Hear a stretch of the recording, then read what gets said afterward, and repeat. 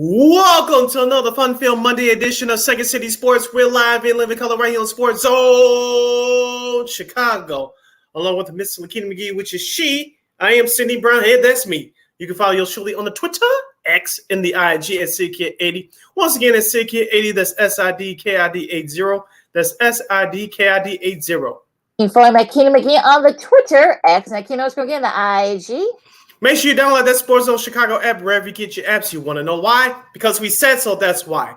And also, so you can catch up on the other live shows that we have airing throughout the week. So if you happen to miss them, you can go back and watch them and listen to them at your own leisure. Make sure you download that Sports Zone Chicago app today. Speaking of Sports Zone Chicago, please follow us on all social media platforms on Facebook, Twitter, Instagram, and YouTube. Once again, please find Sports Zone Chicago on all social media platforms. And speaking of our podcast, you can subscribe to our podcast at War Media Podcast. That's WARR Media, PODCASTS. We are available on all podcast platforms, including the iHeartRadio app. And speaking of War Media, please subscribe on all social media platforms at WARR Media on Facebook, Twitter, Instagram, and YouTube. Once again, that's at War Media, WARR Media on Facebook, Twitter, Instagram, and YouTube. And thank you very much in advance for your support. Lakina was muted there for a second. We're trying to cut out in our intro. Like, share, subscribe, and tell your friends. My bad, folks. There we go. We are on the Podjagically Fun, and we have very definite opinions. You have any definite opinions during our 2-hour extravaganza we call a Sports Talk Radio Show, you can always hit us up in the comment section at Sports Zone Chicago's Facebook page or at Sports Zone Chicago on YouTube. Type in those questions and comments in the comment section. Lakina will get them up on the screen for you. But if you decide to troll, and don't do something silly or stupid or out of pocket, as the kids would say, I'm giving Lakina full power to give you fools the bill and be a boot. Toodles. But before we begin, we must remind you that you also catch Sports Zone Chicago now available on Roku TV. That's right. So celebrate the squad. Get with the program. Sports Zone Chicago is now on Roku TV. If you already have a Roku television, just tap on the sports folder and download that Sports Zone Chicago app to access Sports Zone Chicago. If you don't have a Roku television, but you have some handheld devices laying around, iPhone, iPad, iTouch, your personal PC, your Chromebook like I'm using right now, just hit up the Google Play Store and download that Roku TV app and access Sports Zone Chicago through that avenue. So no more excuses. Celebrate with the squad and get with the program. Sports Zone Chicago is now available on Roku TV. 24 hours a day, 7 days a week, 365 days a year. Live and on demand. Anytime, anywhere. And you know we will provide. We will. I will be providing a lot here this Monday here on Second City Sports. We're going to recap Bears and Colts. Also, too, we've got the rest of the NFL preseason slate. We also are going to talk some baseball as the Cubs are edging closer. The Sox salvage a win in the Mile High City and other baseball action as well. But then NFL Countdown on ESPN has their new host. So, well, not big surprise to talk about that. And we keep it animated for old school TV Monday. But today, let's go to the gridiron and let's recap Bears and Colts. Yes, the Chicago Bears played their second preseason game last Saturday night in Indianapolis, Indiana, against the Indianapolis Colts. The Colts come from behind, trailing 17-7 to beat the Chicago Bears 24-17. Most of the starters, both on offense and defense for the Bears, did not play, but guess who did, Lakina? Nathan Pearman played in the majority of the second half for the Chicago Bears. He was 10 of 18 for 115 yards and a touchdown. But the number 2 spot could be up for grabs, Lakina. Tyson Bagent was 9 of 10 for 76 yards. He also had led a touchdown drive as well. But P.J. Walker, who got to start, he didn't look too good. Only 1 of 4 passing for 6 yards. He got sacked a couple of times, Lakina. We'll get to the other positions in just a moment, but Lakina, I will keep this in perspective, just like we're going to tell our listeners and viewers. Yes, this is preseason, but just judging what my eyes saw on this YouTube screen, P.J. Walker, we talked about on Friday, Lakina, could this Bears team have a real QB battle? The way that P.J. Walker performed, it's a real battle for the number 2 quarterback spot. Now you have him, you have Tyson Bagent, and you have Nathan Peterman. He'll probably be released prior to the season starting, barring any injuries. But Bears head coach Matt Eberflus has a battle on his hands now with the number 2 quarterback spot. I know he said after the game that all positions on the team are open for competition, but the number 2 quarterback spot is getting very interesting. Yes, it has. And, Tyson Bagent, who, from Tiny Shepherd University, Shepherd College, I think I should say, impressed, played very well, looked really good. And PJ Walker, I think they signed him for like $6 million, I think a couple of months ago. So it's really going to be a battle here. You got to wonder, how. And Peterman actually looked pretty good as well. We know that he's a veteran, veteran backup. So, but it's going to be interesting for me, I think, to see what direction they decide to go, because I think the quarterback position, the number 2 quarterback spot is going to be very coveted, since in case not going to wood, God forbid something happened to Justin Fields. So you got to make sure the guy that knows the offense, that can throw it to some of the guys, and he looked Peterman looked really good. The Brees Fountain, who I know people were making fun of his name. The downtown the Fountain and stuff. He's from Northern Iowa. Guy's been around for a few years, so I think he just wants. He said it on Twitter that he just wants an opportunity. So this is sort of definitely a showcase for those guys that are kind of on the cusp, practice squad guys and whatnot. So that's what you want in the second game of the preseason. Yeah, as we said before, the second game of the preseason, sometimes the third game of the preseason, is for backups and third stringers to showcase their talents, to see if they could be a contributor to the team. It could be a liability or asset to a football team, and that's what it's all about. Now, on the other areas of the Bears team, their running back room is going to get crowded too. I like this rookie running back Roschon Johnson. He had 7 carries for 32 yards. He really looked good. I know starter Khalil Herbert didn't play, but Deontay Foreman, who they picked up in the free agency, he looked good as well, even though he had 12 yards on 3 carries. Looks like him and Khalil Herbert could be a 1-2 punch in the backfield, so I like what the Bears could potentially do with the running game. Of course, David Montgomery is now a member of the Detroit Lions. Tyreek Stevenson, who we raved about on this show last week for his performance against the Tennessee Titans in the preseason opener. He did have a bad start to the game on Saturday, but he kept at it. Remember, folks, he's a rookie, so he still has a lot to learn, a lot to grow on. I still think that young man, that second-round draft pick out of Miami, he's going to be okay. Now, the Bears' defense, they did take a slight step back, but what I like from this group, they're going to be active to the ball, just like those defenses in the past with Lovie Smith when he was here many years ago. So, yes, the Bears blew that 17-7 lead in the second half, but there's still some signs that this team is growing. They did take a step back outside the loss, but this team still has a long way to go, but you start to see some progress. Yeah, I mean, I really like Mykal Walker. I think he looked really good. He led the team in tackles and such, and and you guys know how I feel about Jack Sanborn. He actually looked really good now. It's good. It's probably going to take him a couple of games, kind of get him back into form, because of course the injury he had last year. And guys, those are the type of guys that you want to see. I mean, Kendall Williamson. I know there are a couple people that we know who cover the Bears have been buzzing about him from Stanford. He actually looked really good too. So again, it's definitely kind of a mixture of guys that are just trying to get become those second or third string guys, or so guys will stay out the practice squad. I mean, you gotta think you gotta give the Bears credit. I mean, yeah, they blew their lead, but they gave us 17-7. I think it was like 10-17 unanswered, I think, after that point. But on the flip side for Indy, I know Gardner Minshew. Anthony Richards did not play, so the rookie from Florida. But Gardner Minshew looked really good. Threw for a touchdown. Pass him. Ehlinger had a rushing touchdown that actually kind of led the comeback. So, you got to think that this actually looked really. The Bears. You know what I mean? Look, they look okay. I mean, did they look great? No, but they were. They're now 1-1. We finished up the preseason this weekend, so yeah, you gotta feel pretty good.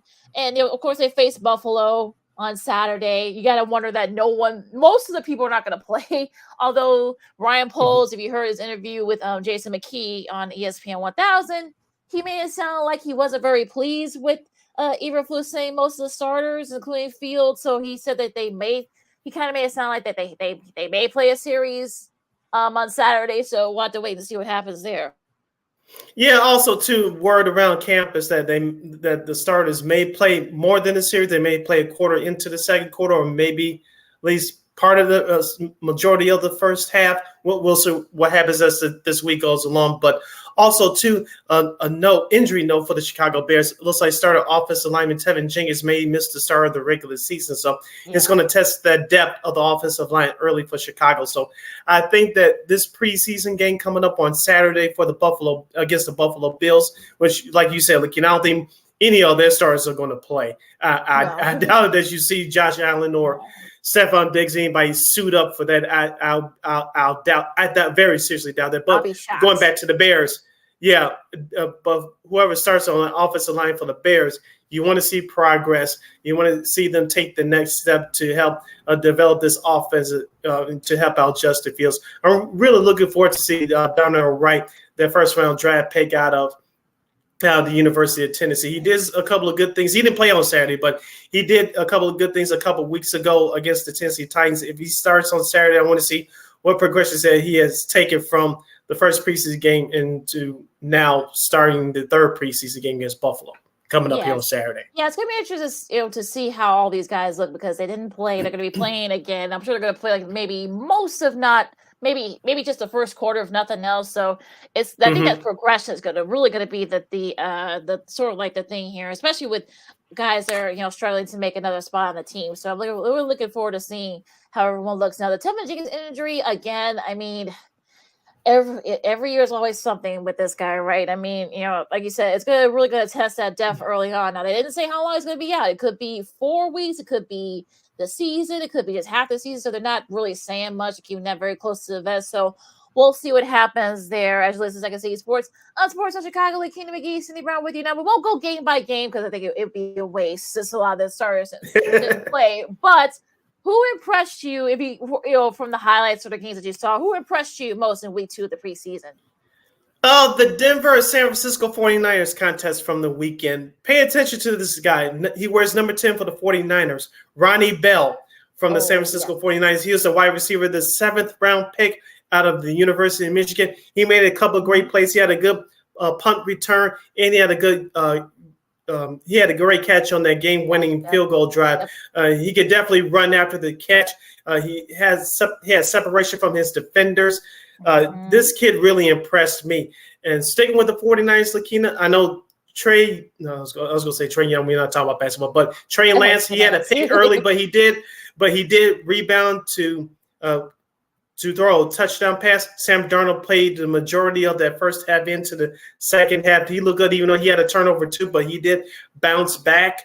Of course, the 49ers beat the Denver Broncos by 1 with the last-second field goal over the weekend. So Ronnie Bell, the 7th round draft pick out of Michigan for the 49ers, I hope they keep him because if they don't, there's a few teams that could use his services. If San Francisco's smart, if they do cut him, which I don't think they will, but let's just say they did, you better put him on the practice squad. Because I'm not going to say he's the next Deebo Samuel, but he has some Deebo Samuel tendencies. Yeah, he actually did a lot of it when he was at Michigan too. I think he did punt return. He did a lot of receiving too. So I think they'd be crazy. I don't think they're going to cut him. I think you want that extra depth, especially if you want to line the load on Mustard. Especially if he looks even better next this weekend. You stole mine. I wanted to say Trey Lance, but look, great minds think alike. That's true. Yeah, it is. It was his touchdown that jump started that comeback. So that's why we were able to come back and win that game against the Broncos. Now, I will say this. I know Bears fans don't want to hear it, but I gotta say Jordan Love looked pretty good. I know he only played one series in that game against the Patriots. And of course, they lost that game 27-17, but he actually looked really good. Was 5 for 8, for 84 yards. I know he rushed for about 11. I'm not going to sit here and say that, oh, my God, he's going to be like Aaron Rodgers and Brett Favre and the streak will continue with Packers QBs. But he didn't seem frazzled. And I think that's a key here if you want to kind of like have a shot at perhaps maybe, them keeping up with that tradition. So, yeah, I think he looked really good. Who else looked good? Staying in the NFC North, that Jaguars Lions game, CJ Beathard had 138 yards and a touchdown. Their defense looked really good too.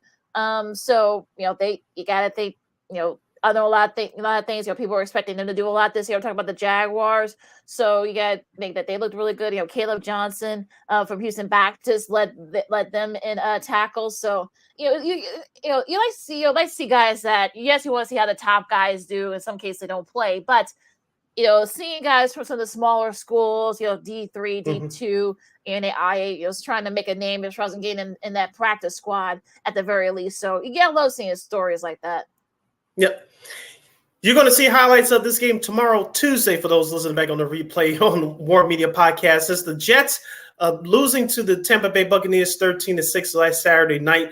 Kyle Trask for Tampa Bay, who's in course, some reports he's in a QB1 battle with Baker Mayfield for the Tampa Bay Buccaneers.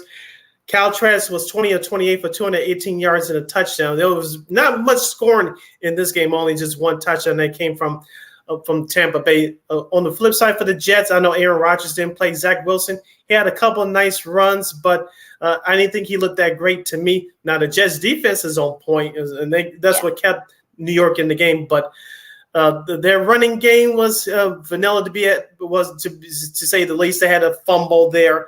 On the flip side for Tampa Bay, they didn't look great after that first half, but they kept with it. Like I said, I thought Kyle Trask looked good. So I think Baker Mayfield will get the start, but should he struggle early, I think Kyle Trask can be a competent quarterback and maybe keep Tampa Bay afloat. But he did look good against the Jets last Saturday night. Yeah, he really did. And I think, he didn't, like I said, he didn't seem, too frazzled. He's a guy that's been around for a couple years now from Florida. So you gotta think, he looks pretty good so far. The Jets, the offense led by my guy Travis Dye from USC. Oy vey, that was a bad fumble. But the good news is that Aaron Rodgers will start. It'll be this weekend. It'll be his first preseason start since 2018. So it's been a while since he played a preseason game. So I think that's just, the kind of, for confidence purposes to make sure to get the feel of it. So maybe that's probably what we'll see here. And kicking off for Monday, Tuesday, you guys will be listening to this on the replay. Ravens and Commanders. So you may not see Lamar Jackson and the rest of the squad. We'll probably see OBJ and the rest of that group, nor Jaden Klein, who they just signed. The Commanders, they got a QB battle going. So that might be something to look out for as well. Between Sam Howell. Well, I guess he already said Sam Howell's going to be the quarterback. So it's going to be interesting to see how he's going to look. So, I'm looking forward to that game tonight. And also, too, going back to yesterday's contest, the Saints and the Los Angeles Chargers, that game did go on as playing yesterday due to even though there were some weather concerns out there in during the Los Angeles, Southern California area. Hopefully everybody's okay because that tropical storm didn't look great on TV. You watched any of the news coverage this weekend, but Jameis Winston looked good on a couple of plays for the New Orleans Saints. Of course, the Chargers didn't have any other starters playing, but I thought the Saints looked good. Of course, Derek Carr did not play, so he's going to be your starter for the Saints. But I thought Jameis Winston looked okay.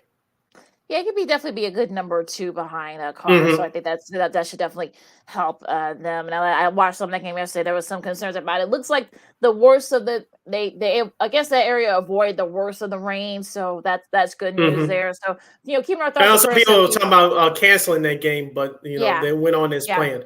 Yeah, so thoughts and prayers go out to the folks. Stay safe and dry out there in SoCal and parts of Nevada and parts of northern Arizona too, who are affected by a tropical storm. Well, now it's tropical depression now, Hillary. So, but yeah, they were able to get the game in with no problem, and I'm sure everyone had to kind of hightail it out. I'm sure the Saints. I think they didn't leave till till like early this morning. So, Yeah.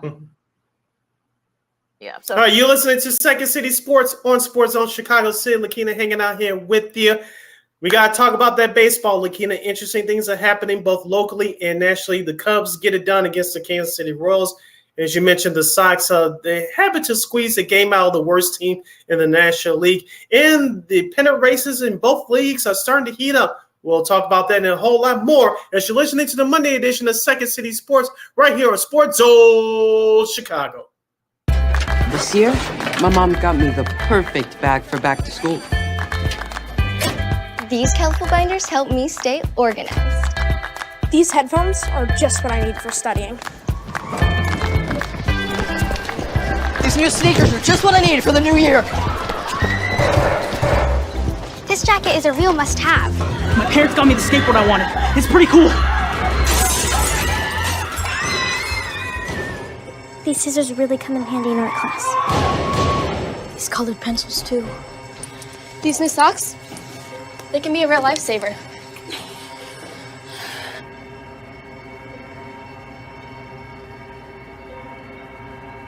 And I finally got my own phone to stay in touch with my mom.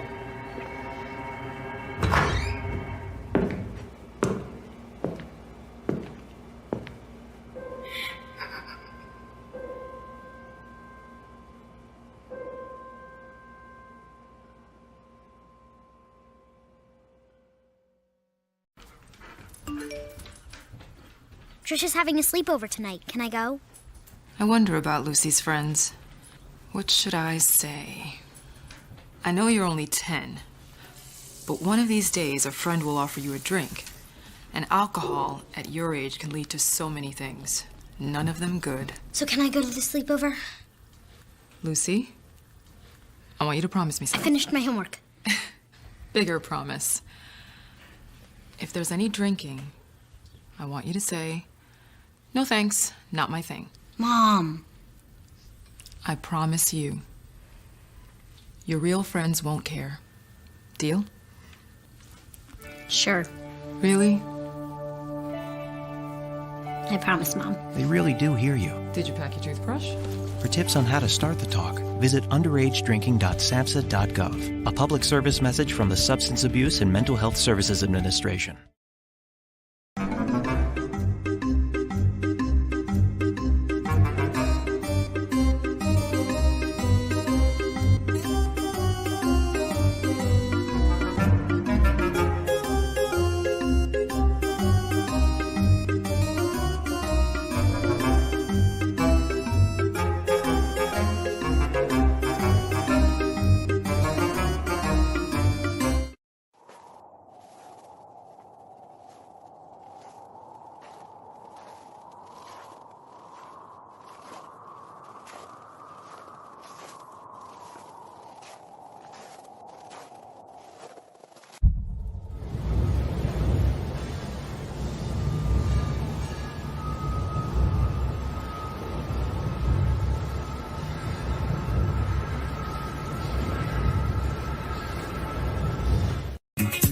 Hey, this is Dr. J, and I listen to Sean and Maya in the morning.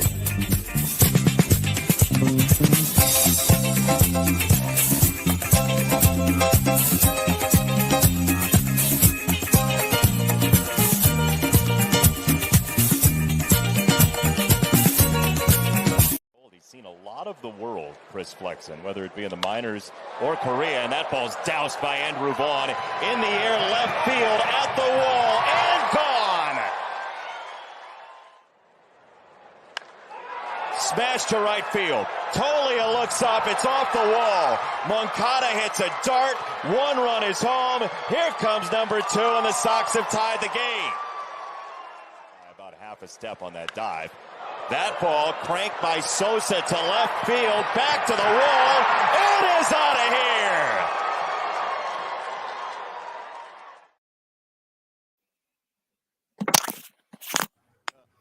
Those highlights come courtesy of NBC Sports Chicago.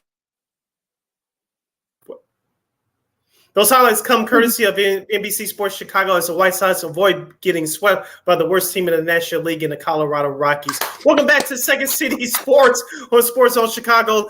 You're listening to the Monday edition. We're live in living color. I'm Sid Deslakina. You can follow yours truly on the Twitter, X, and the IG at SidKid80. Once again, it's SidKid80. That's SIDKID80. SIDKID80. You follow my Keenan McGee on the Twitter, and I can't scroll again the IG, and yeah, I mean they avoided getting swept by the Rockies. Yay!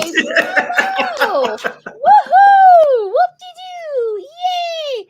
But you know, Donna, seriously, I will say this. I mean, the young guys stepped up to avoid the sweep. I'm not gonna, look. I think this is sort of like the thing for the Sox about this time. Like, let the young guys, come into it. Let the sort of like, I don't want to say like sit the rest like, Robert Jr. and the rest of them, but I will say, look, the young guys stepped up yesterday. Lennon Sosa, or how do you say his name? I was going to say Lennon Sosa, of course, he had a 3-1 home run that helped rally them. They were down, I think, like 5-1 or something like that.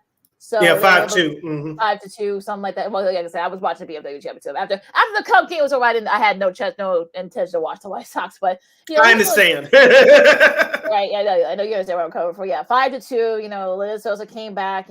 3-run home run to help solidify that the go ahead run. And even though Dylan Cease did struggle in that game, definitely not his best game of the season so far. But you did what you're supposed to. You did what you could. To salvage a win in that series. Okay, now you gotta face Seattle, one of the highest teams in baseball. We'll get to them in a second, and one of the highest hitters in baseball too. We'll get to that in a second. But yeah, what did you think, Sid? I mean, I'll let you have the floor for this.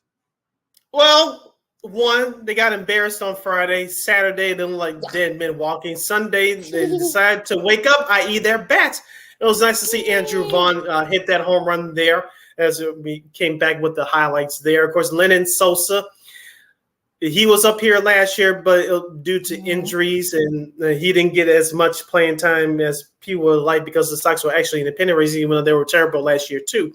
But as you mentioned, I told this to a couple of people last night, you need to let the young guys play and to see what they have going into next year, whether they're going to be competitive next year or not. One of those guys is Lennon Sosa. I'm not going to put a Hall of Fame jacket on him or anything like that, but Elvis Andrus, he's been a good soldier. He provided an instant spark last year when he was signed around this time last year because of the injury to Tim Anderson, but his time has come. He doesn't need to suffer anymore on a bad team. Thank you very much for the memories. Thank you very much for that home run jacket, but let Lennon Sosa play.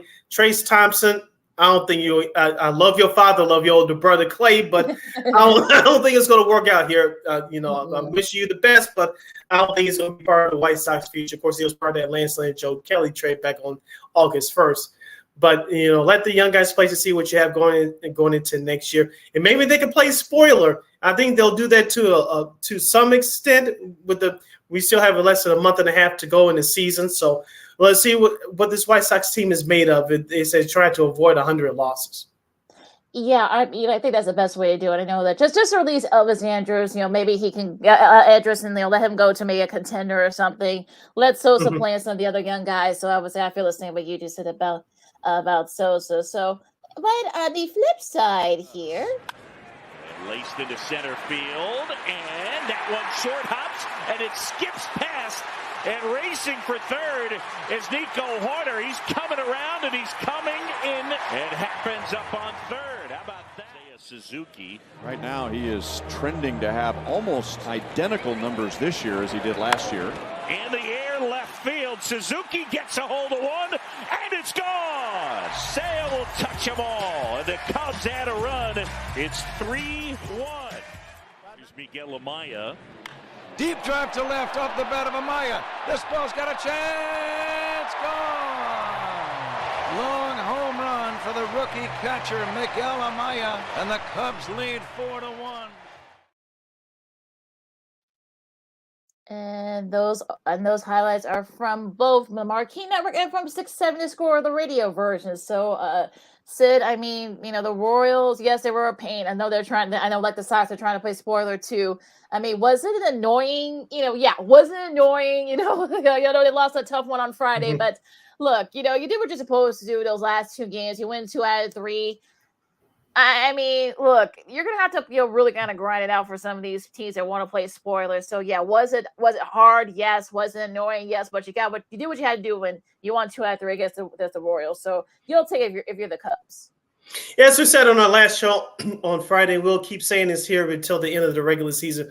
Most of the teams that are out of the playoff chase, they're going to play their hardest to affect seeding for those teams that are competing for the playoffs and those division winners as well, to try to alternate the playoff fields. So those games against lesser opponents, lesser than 500 teams, are just as important as the ones against teams that are equal and better than you. Now, as we said all season long about the Chicago Cubs, it starts with their starting pitching. And Justice Steele, who is now 4-10-3 on the season, he's going to lead that starting staff because Marcus Stroman is going to miss the next few starts here. But Justin Steele had a great game on Saturday. He punched out 7. Kyle Hendricks got him back on track yesterday. He pitched to 6 in the 3rd innings. He struck out 3. But as I said before, and we'll say it again, it all starts with that starting pitching for the Cubs. If they get great starting pitching, their offense should help them out. And we saw that in the last 2 games against Kansas City. Seiya Suzuki is the highlight. You played there. I said he needs to get going. Looks like he's starting to get going with that bat. Shout out to rookie outfielder Miguel Amaya. Looks like he's going to be a future part of the future for this Cubs team. Cody Bellinger hit another belly bomb on Saturday. So that offense for the Cubs, you shouldn't be worried about. Like I said before, as long as they starting pitching stays healthy, I think they'll be okay. Now, Javier Assad looks like he's still going to stay in that starting rotation, taking up Marcus Stroman's spot because of Stroman's injuries. But as long as you give him 4 or 5 innings and he can keep the Cubs in it, you're going to be okay. Drew Smiley, wherever you get out of him at this point, is gravy. But if you're a Cubs fan, yes, like you said, it was heartbreaking on Friday, but you came back in short order, turned it around quickly to win that series against Kansas City, a team that you should have swept, but you still took the series 2 games out of 3. I mean, yeah, like you didn't gain any ground, but you didn't lose any ground either. So if you're a Cubs fan, you'll take that. So it's fine. But like you said, I mean, it was Friday was a tough loss, but you know what, you came back and won it. Yeah, you had to come back. I think that Saturday game they had to come back, but that's fine if you're the Cubs. You're still right there within striking distance of the division, and you're now, if my memory serves, you're right there in the wild card chase. So you have the third. You're in that third wild card spot all by yourself. Considering what some of the other teams did over the weekend. We'll get to that in a second. But yeah, I mean, look, you're going to be going to Detroit to face the Tigers. You should be able to at least win. I don't know. Like I said, I mean, you're in a kind of a soft part of your scheduling, so I don't know if you're going to be able to, to win all the games in Detroit. That's going to be that's going to be tough to do up there. But look, if you just win the series, that's all you can do at this point. Win 2 out of 3. Then you have Pittsburgh. You've done well against Pittsburgh this year. 3 out of 4. Try to sweep. Then is when you're going to start, getting into like the nitty gritty of it. Playing the Brewers and playing Cincy. So.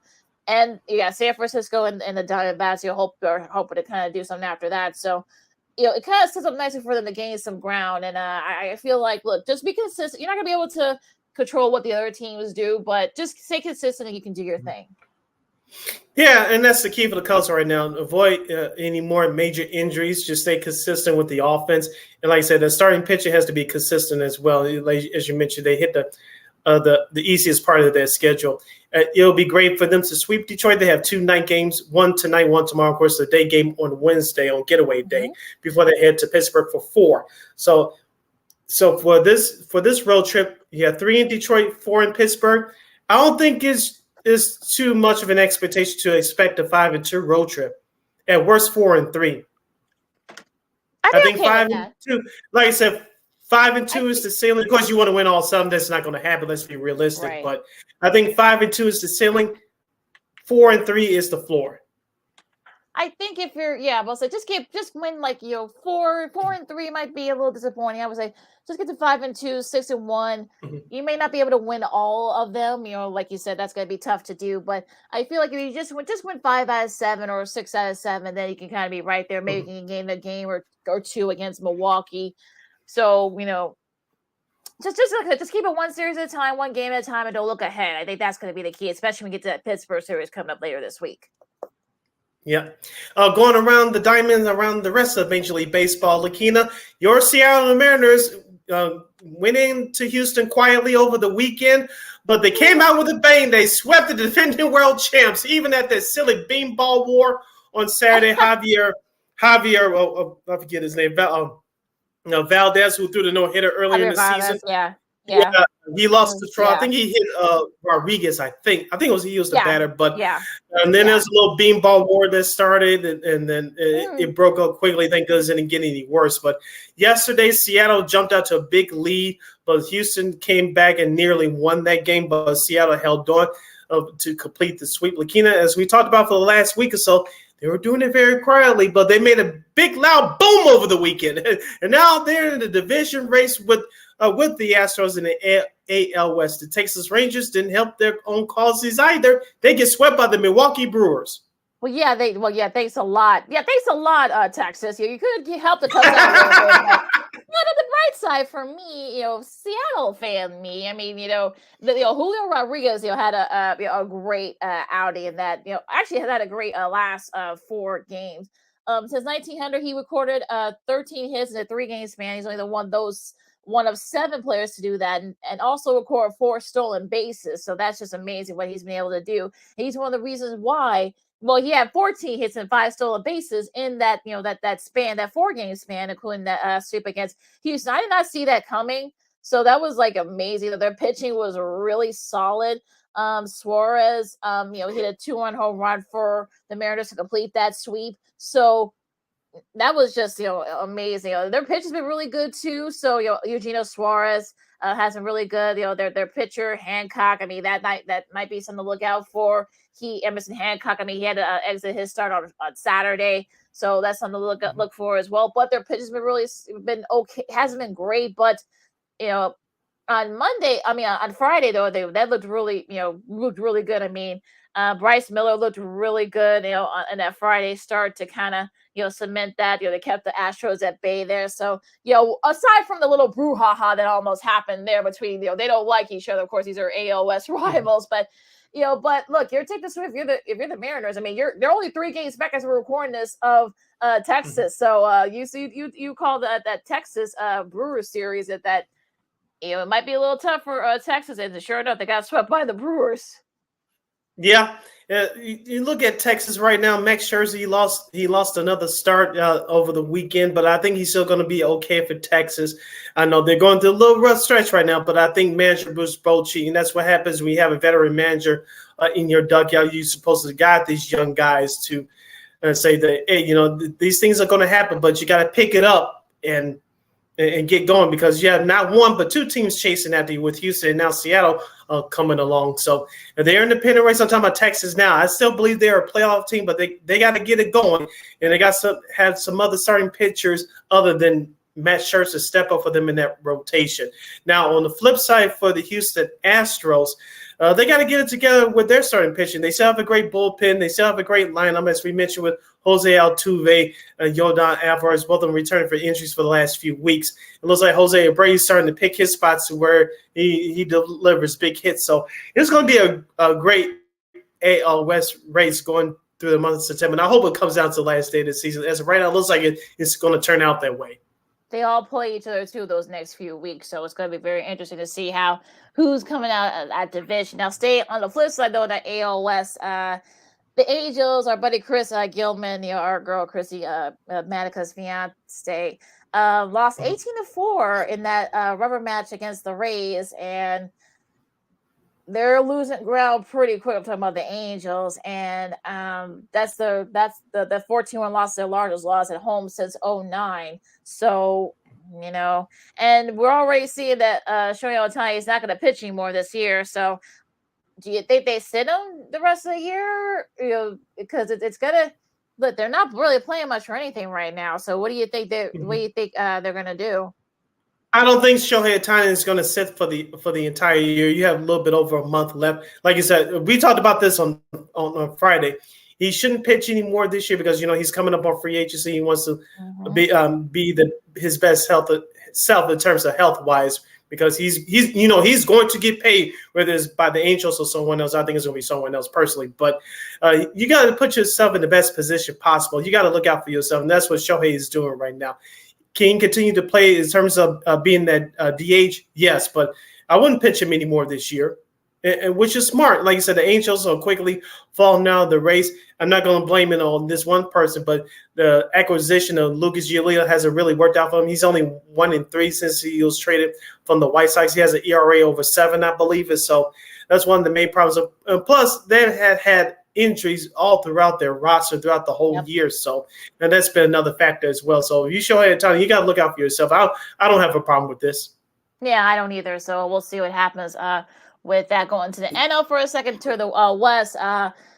The Dodgers bounced back from being, I don't want to say embarrassed, but they lost 11-3 in that first game against the Marlins. They did win the next two by the identical score of 3-1. And they've now, I think they've won, like 14 of their last 15. I know 9 of their last 10. So that's a really cool. They're starting to kind of pull away from the NL West division. And Mookie Betts even gave LeBron a shout out, in that Saturday game. That was actually pretty funny. But it was actually interesting. They're starting to kind of get going. I know we'll see. They actually play on the road. They play against Cleveland, so they don't have to worry if they're kind of out of the way of that storm. That I know I saw some photos from Dodger Stadium. They look like they're a little bit underwater right now, so we'll see if they clear that up by the time they get back. But everyone's safe, and accounted for, which is the most important thing. But yeah, I mean that. That Marlins didn't help themselves. You thought that maybe they could probably at least win the series, but they end up losing the next two. Yeah, we talk about the Florida Marlins. They're a young team. I know they made some acquisitions at the trade deadline, but they're hanging on by a thread right now. They're battle with the Cubs and the Phillies for those 3 wild card spots in the National League. And so they're going through this for the first time as well. Now back to the Dodgers. They're trying to hold off 2 teams, the San Diego Padres and the San Francisco Giants. That team lost 2 out of 3 in Atlanta this weekend. But we talked about it all year long, Lakina. This Dodgers team, they're a very different roster than what we've seen in years past, or definitely what we've seen last year when they won 111 games, going away with the NL West title before bowing out to the Padres in that divisional round. New castmates with Lance Lynn and James Outman. Of course, Joe Kelly, he was part of that Lance Lynn trade for the White Sox as well. Manager Dave Roberts has done his best managing job, in my opinion, all year long. You have a new group of guys that have to lead this young group and this new core into the winning culture. And also to shout out to Jason Hayward as well, the former Cub from the 2016 team. His stats doesn't jump out at you, but he's really made a big impact both on and off the field. Yes, he really has. He kind of brings that extra leadership too. So yeah, I think that they're starting to figure it out. The Dodgers are starting to figure it out too. So we'll see if they can keep it up there. What happens now? Your not your twins, but the Minnesota Twins, they win 2-3 against the Pirates. So they're starting to pull away in that at AL Central. And we all know that. Like, we've been making fun of AL Central. It's comedy. But no, look, you got to think that the Twins have kind of stayed consistent. I mean, they're not sweeping teams, but look, I know that they lost 3 out of. I know that Cleveland has not looked good. We know this how bad the Sox have been, but the Twins are just chugging along. They went 2 out of 3 against the Pirates. They split their series against the May 2 gamer against Detroit. They went 2 out of 3 against Philly. So they're being consistent. So they've actually been pretty solid. So especially thanks to Dallas Keuchel. He took a perfect game to the 7th inning yesterday. So you got a little bit of the old Dallas Keuchel from Houston. So and that'll be his last moment of glory in a Major League Baseball uniform. So congratulations to him on that. And number 2, the Minnesota Twins are the best group. Best looking ugly girl from an ugly girl group. Congratulations on you winning that division, but you're going to get your ass bounced in the playoffs. So I'll leave it at that. You can call it Sox hate or whatever, but the truth should be told, not so. Now, back to other important teams that matter. The Toronto Blue Jays, they take 2 out of 3 from the Cincinnati Reds. Even though the Reds had that great 1-0 win on Friday night, the Toronto Blue Jays bats broke up the last 2 days, including hitting 5 dingers yesterday to take the series in the Queen Cities, taking 2 out of 3. Yeah, they they lit up Hunter Green and look. I mean, I know their pitch is not exactly a lot, not exactly much to be written about, but their bats definitely make up and pick up the slack for them. So I think that definitely helps them. Hung Jin-Ryu had another great start for the first time. Yeah, that's his first consecutive wins for the since leaving for Tommy John surgery a couple years ago. So he's starting to kind of look like the old Hyun Jin-Ryu of old, and they kind of kept it at bay. And look, I mean, look, they're leading the wild card, right? Or well, they're second in the wild card, the AL wild card. So 8.5 back of Baltimore. I know Baltimore did not have a great week this weekend, but look, I think Toronto, I think they're a team that could definitely make some noise, and perhaps maybe, if they get to the playoffs. And perhaps, look, they play Baltimore starting tomorrow. So looking forward to that series. We'll talk about that in a second. But Toronto has looked really good. I mean, look, again, they have been kind of inconsistent all year, but they're kind of right where they want to be at this time. Yeah, staying with the AL East race. The New York Yankees, for those that don't believe that they're not going to the playoffs this year, take a look at the series this past weekend from the Boston Red Sox. Like I said, I think Boston eventually is going to fall short, but they took advantage of the Yankees' bad starting pitching. And I said no Aaron Judge, no playoffs for the Yankees.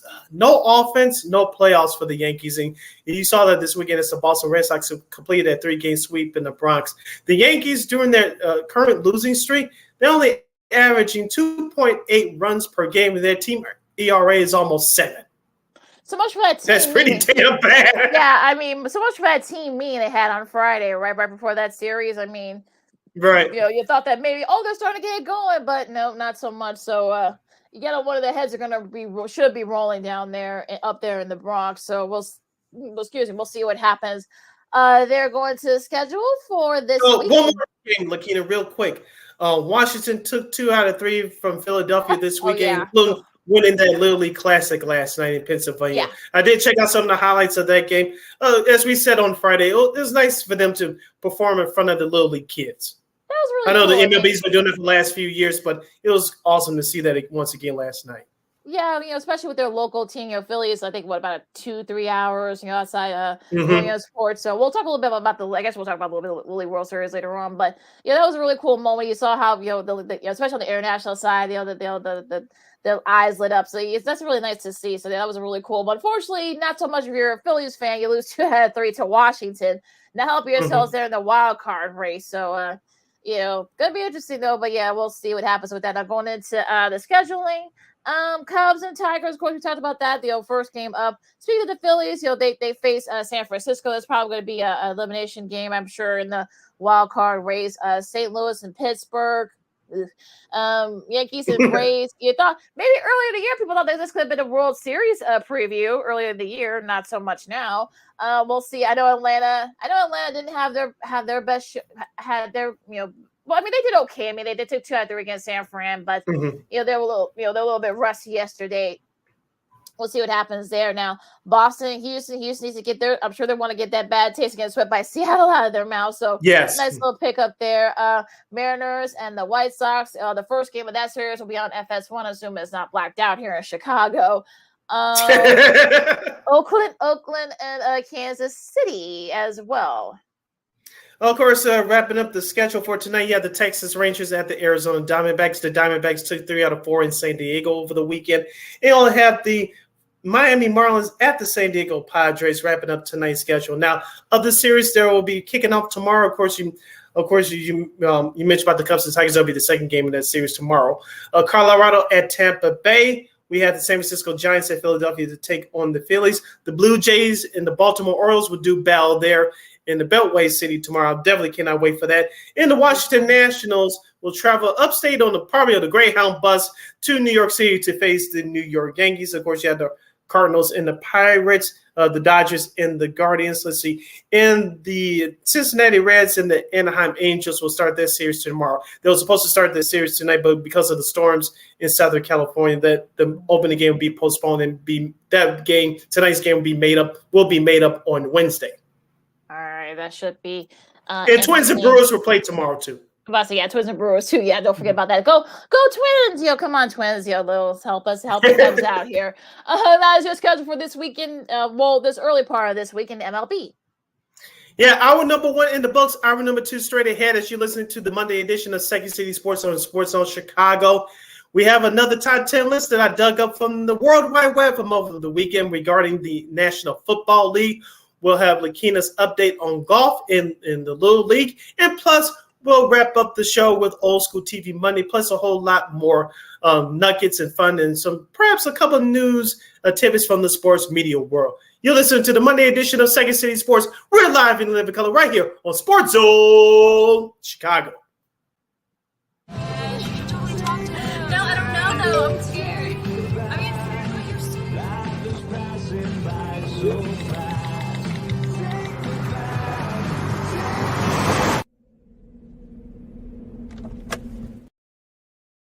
6.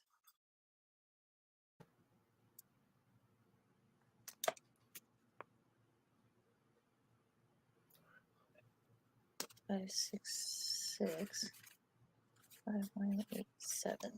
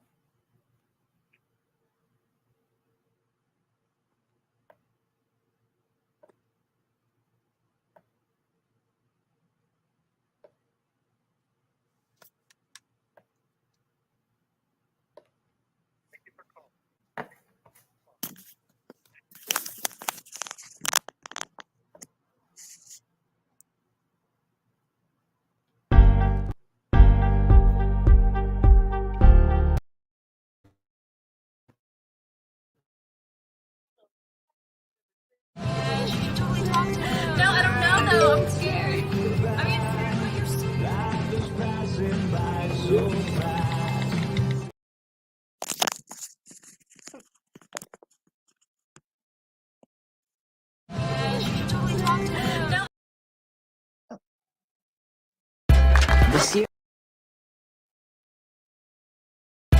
This year, my mom got me the perfect bag for back to school.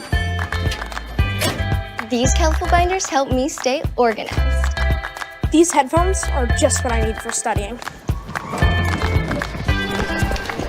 These new sneakers are just what I needed for the new year. This jacket is a real must-have. My parents got me the skateboard I wanted. It's pretty cool.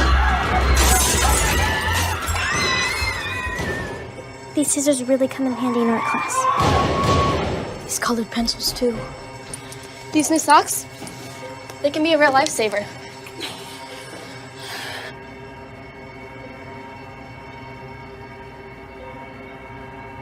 And I finally got my own phone to stay in touch with my mom.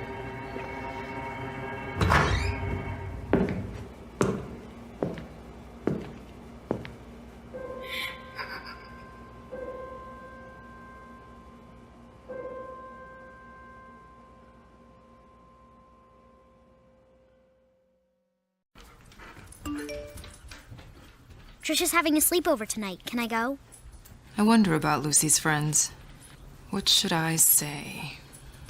I know you're only 10, but one of these days a friend will offer you a drink. And alcohol at your age can lead to so many things. None of them good. So can I go to the sleepover? Lucy, I want you to promise me I something. finished my homework. Bigger promise. If there's any drinking, I want you to say, "No thanks, not my thing." Mom. I promise you, your real friends won't care. Deal? Sure. Really? I promise, Mom. They really do hear you. Did you pack your toothbrush? For tips on how to start the talk, visit underagedrinking.samhsa.gov. A public service message from the Substance Abuse and Mental Health Services Administration.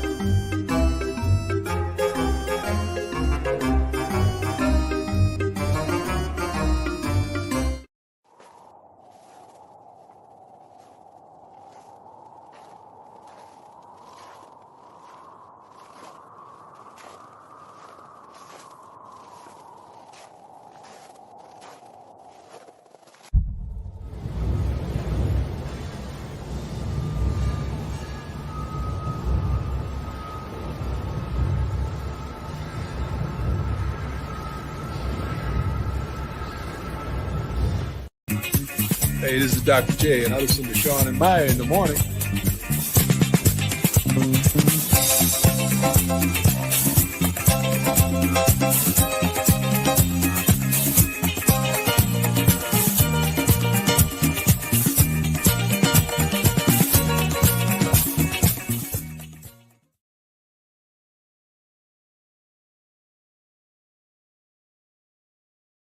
All right, folks. Apologize for all the technical difficulties. That's a little weird.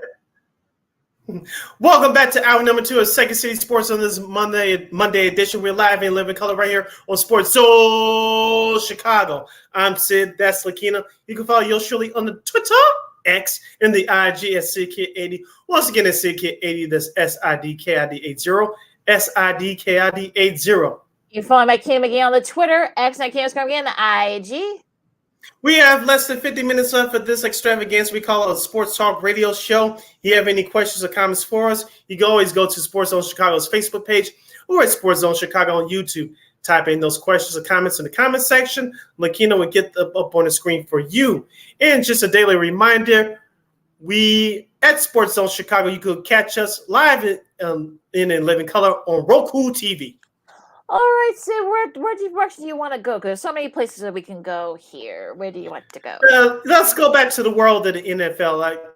I caught this article over the weekend, courtesy of Cody Benjamin of CBSSports.com. He has all 32 coaches ranked from 32 to number 1. But just for time purposes, we'll go through we'll go through number 10 up to number 1. Starting at number 10 for top 10 coaches in the National Football League. Number 10, Doug Peterson of the Jacksonville Jaguars checks in. He's in his second year with the team, 7th year overall as a head coach. He has a career record of 51 wins, 45 losses in the tie. He is 5-3 in his career in the playoffs with 1 Super Bowl. Of course, his Jaguars had the second largest comeback in NFL history, defeating the Los Angeles Chargers last year at home in the wild card round of the playoffs. Number 9, Pete Carroll of the Seattle Seahawks. Of course, he did wonders with Geno Smith last year. Geno Smith went to the Pro Bowl with 30 touchdown passes. And, of course, Seattle lost in the wild card round to the San Francisco 49ers. Number 8, Sean Payton with the Denver Broncos. Of course, he's in his first year with the Denver Broncos. And of course, he's in his 16th year as a head coach overall. Career record for Sean Payton, 152 wins, 89 losses. In his career in the playoffs, 9-8 overall, including 1 Super Bowl in 2009. Yeah, I like that list so far. I mean, you got to think that, especially, I know a lot of people are going to be asking a lot of Peyton, so since he brings the experience and whatnot. So I'm wondering how's he going to do so far with that offense, and he can turn Russell Wilson around. And also, too, can you change the whole culture around with the Broncos as well? A lot is going to be asked of Doug Peterson this year, Lakina, because remember that team came out of nowhere last year. I had them going to the playoffs. No one had them win that garbage AFC South. The Tennessee Titans floundered toward the end of the regular season. The Colts were rebuilding, and they still are right now. And that the AFC South division technically on paper is for Jacksonville's to lose, but we'll see how they respond this year because all the expectation, the eyes are going to be on them this year. Now, continuing with the list from Cody Benjamin from CBSSports.com as the top coaches in the NFL to watch for this year. Number 7, Sean McDermott of the Buffalo Bills. He's in his 7th year with the team. His career record is 62 wins and 35 losses. In the playoffs, he is 4-5. Lakina, Buffalo's been knocking on the door these last few years. Last year was very disappointing, losing in the divisional round to the Cincinnati Bengals. Lakina, there's a whole lot more pressure on them this year, and you don't get too many chances with a special group of players like this.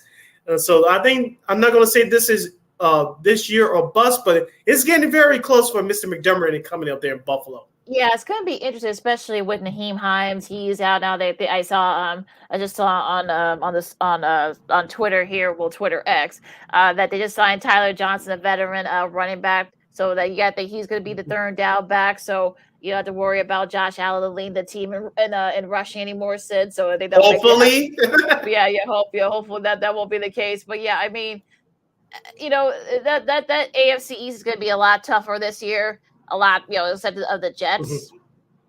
The Jets especially, I think that they're going to get a lot of challenge for him. And maybe even New England too. Who knows? Maybe Miami.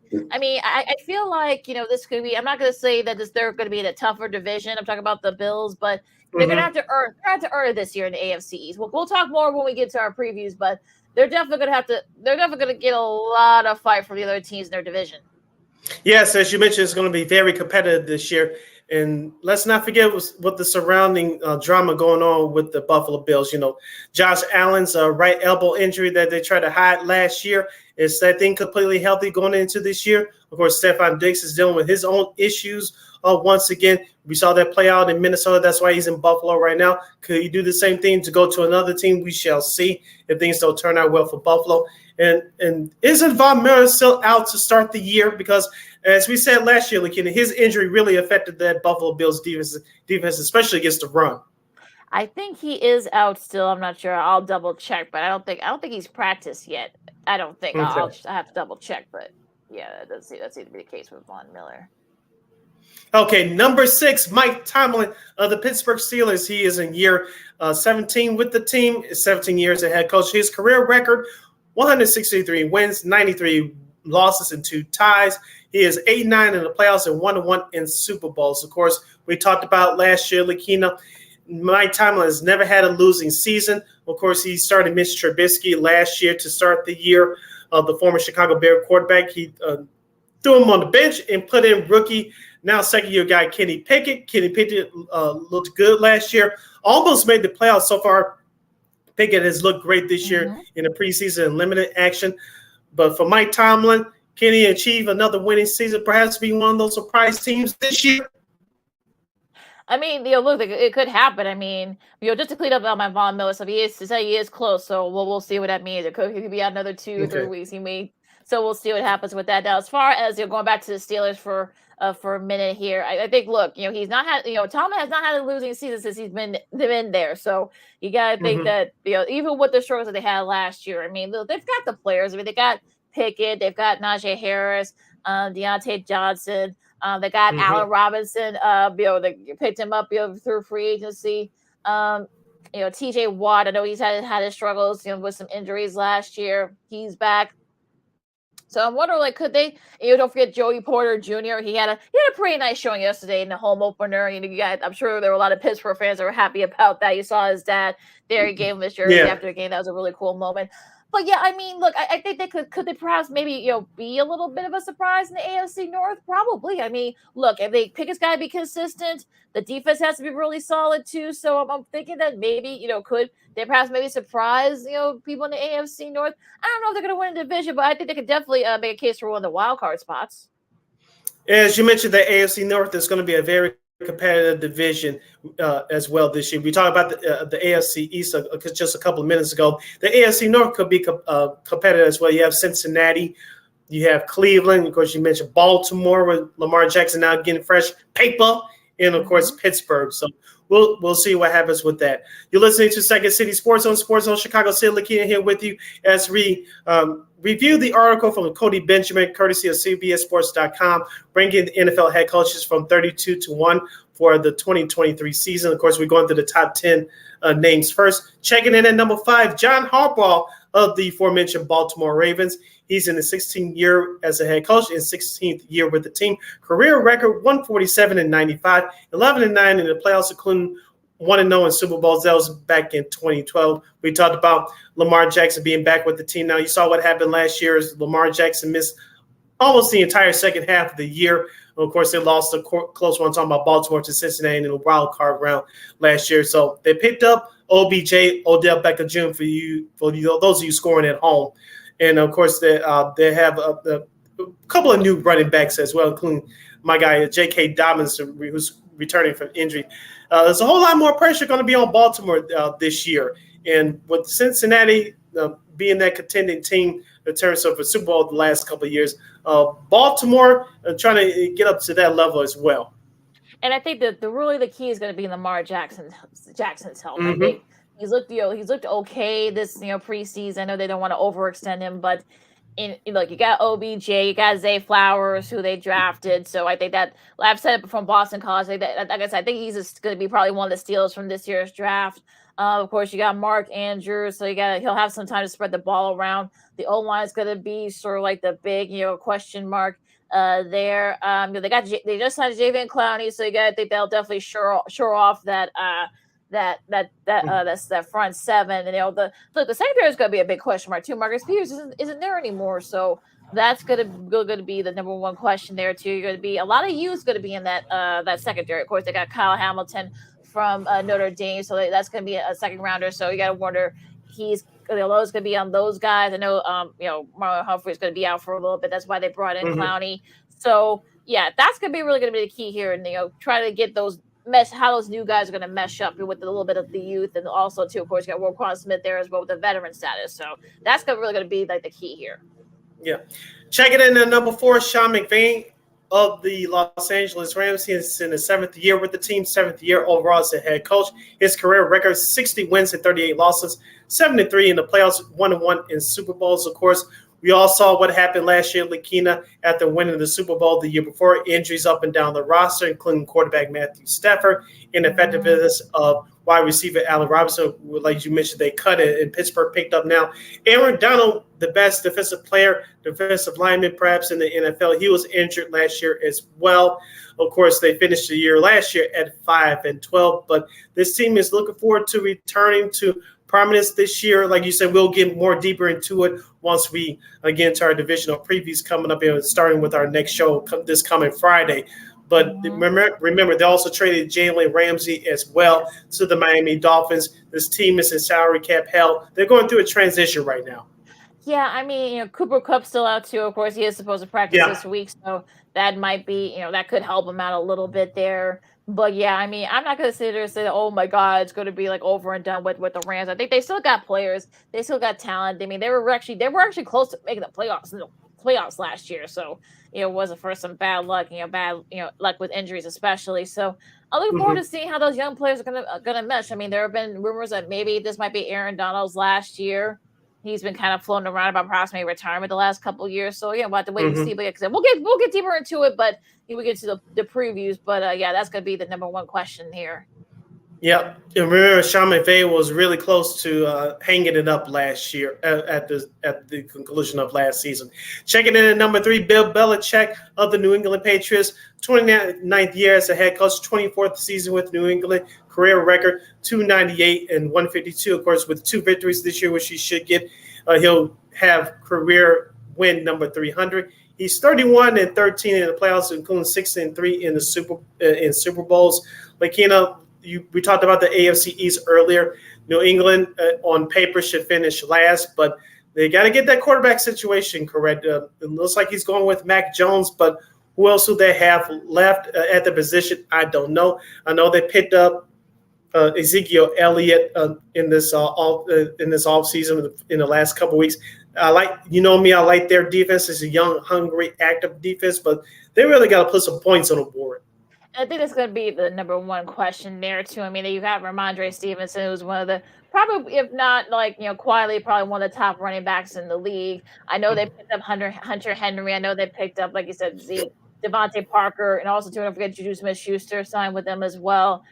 So you got will they have the quarterback? I'm talking about Matt Jones to kind of give those guys the ball. So that's going to be another thing. And we know about the defense too. I mean, Matthew Judon is probably the most well known of all the guys on that defense. So it's going to be very interesting to see if they're not going to be the hunters anymore. They're going to be the hunted. So people are not going to be able to surprise them like they were able to last year. So that's going to be really going to be the big question here.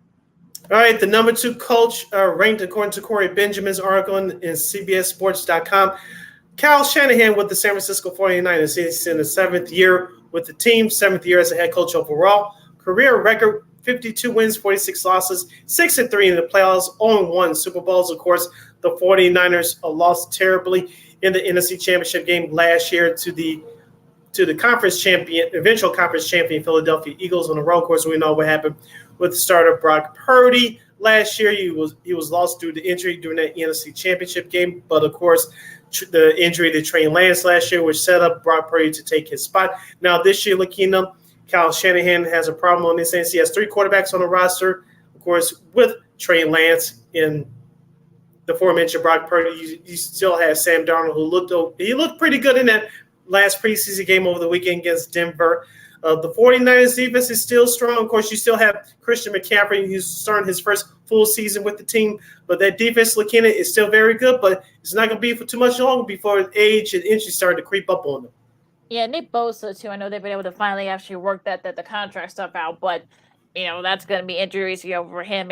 Fred Warner, I know another veteran, so I think that he's going to be interesting to see how he looks this year. Tashawn Gibson, that's going to be another name that's going to be hearing a lot this year as well. Trent Williams, I mean, I don't want to say Mr. Reliable because I feel like he's been around forever. The left tackle there kind of feels the way George Kittle, of course. Don't forget about him. Brandon Ayuk. So yeah, there's a lot of guys that could probably Jawan James just signed with them as well. So that gets Purdy or Lance, I mean, however you want to look at it, an extra sort of guy to kind of be able to throw to. Deebo Samuel, we'll see how he looks, how much he's been used. He's been used a lot these last few years, both as a running back and as a receiver.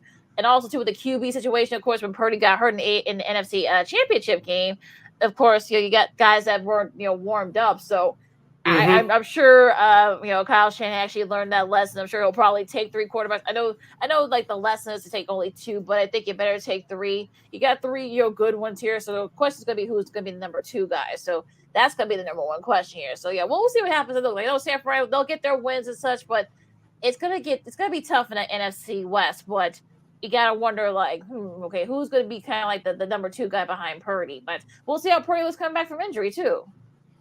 Yeah, checking in at number 1 as far as the NFL ranking NFL head coaches, according to Cody Benjamin from CBSSports.com.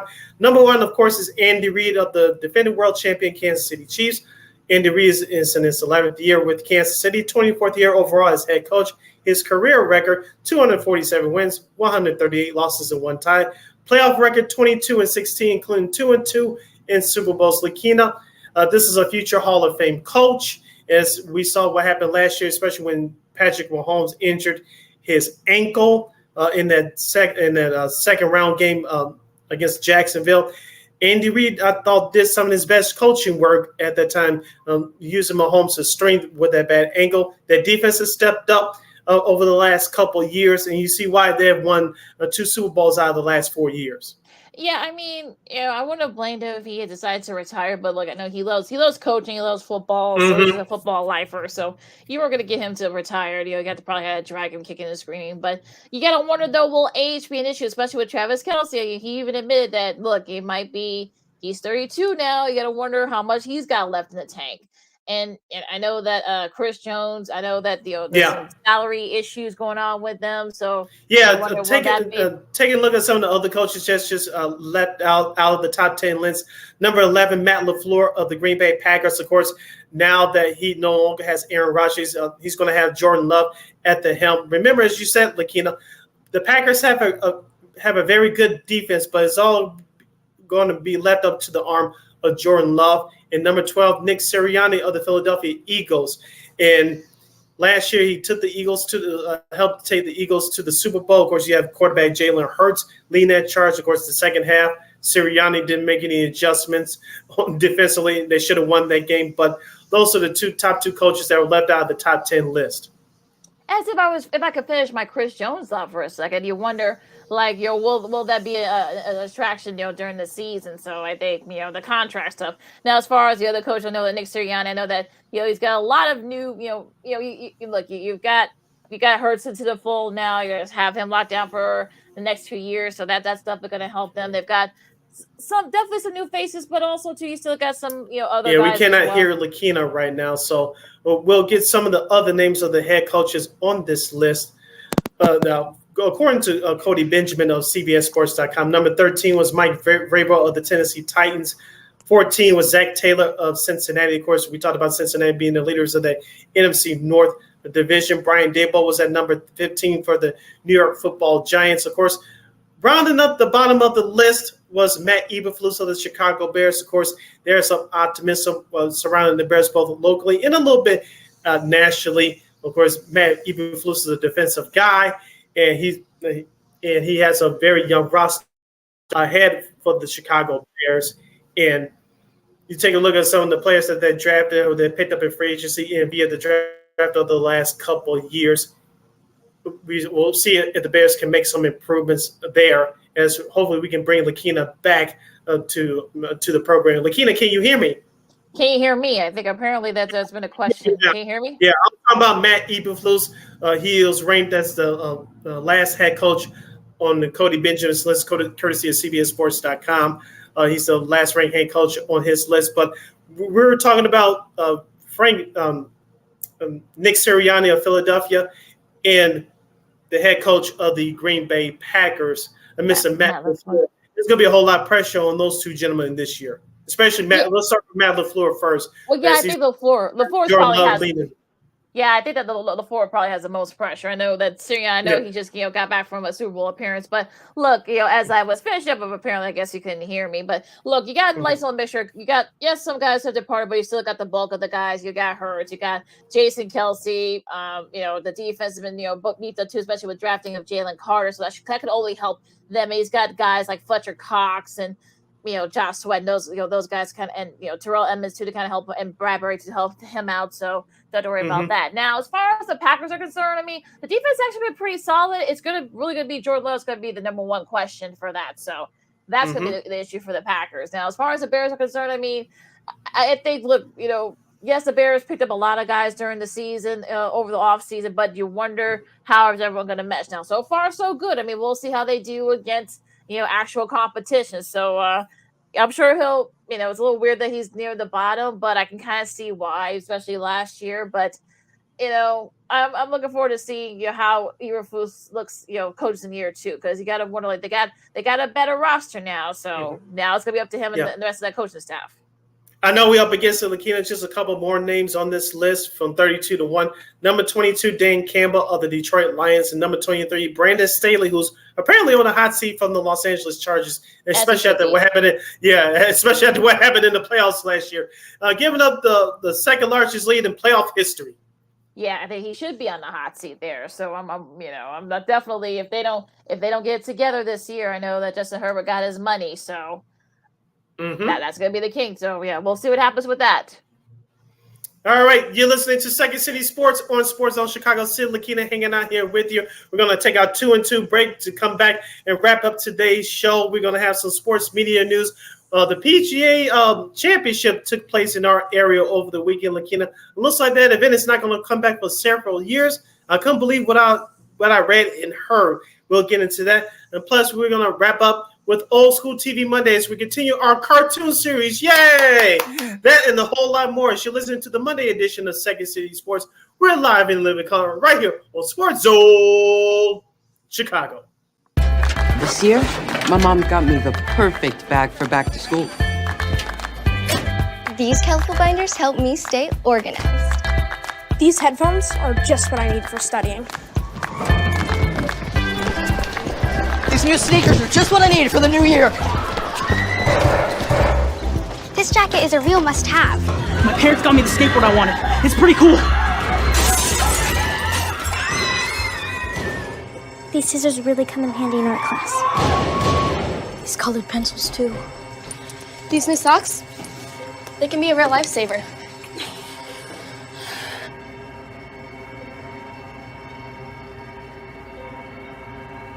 And I finally got my own phone to stay in touch with my mom.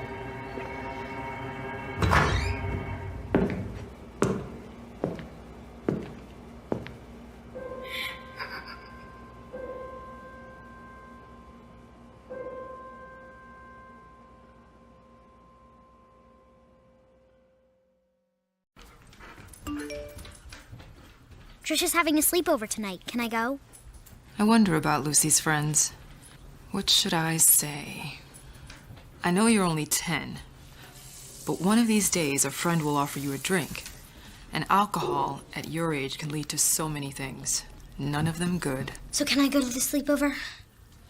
Lucy, I want you to promise me I something. finished my homework. Bigger promise. If there's any drinking, I want you to say, "No thanks, not my thing." Mom. I promise you, your real friends won't care. Deal? Sure. Really? I promise, Mom. They really do hear you. Did you pack your toothbrush? For tips on how to start the talk, visit underagedrinking.samhsa.gov, a public service message from the Substance Abuse and Mental Health Services Administration.